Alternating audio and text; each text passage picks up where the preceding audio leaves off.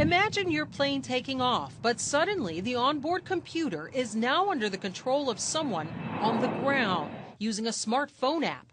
That scenario of an aircraft hacking was laid out by German security consultant Hugo Tesso at a conference in Amsterdam.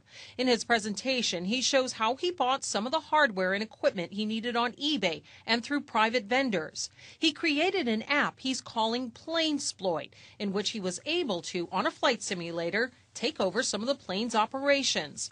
We reached Tesso via Skype. Does the operator of this app need to be on board the plane?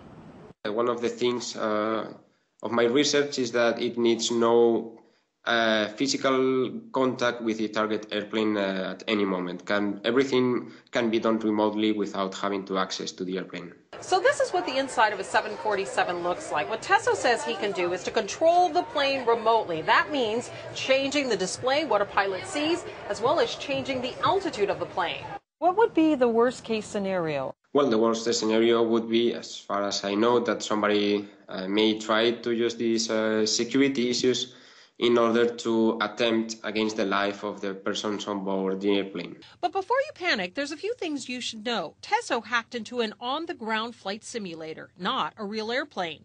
Security experts say to affect a real plane would be much tougher to do. So far, all he's done is hacked into a PC. So the question now is, would there be some chance that somebody could emit a signal from the ground to an aircraft and somehow get into the software of how the aircraft itself runs? And that's a big leap between what this guy has done and actually controlling a plane in flight. The Federal Aviation Administration is strongly pushing back in a statement saying a hacker cannot obtain full control of an aircraft, as the technology consultant has claimed. Tesso himself also acknowledges that a pilot on board could always override the autopilot computer and regain control of the plane. But still, his hacking presentation is getting attention. It's a yellow flag that says, hey, I've done something to your system.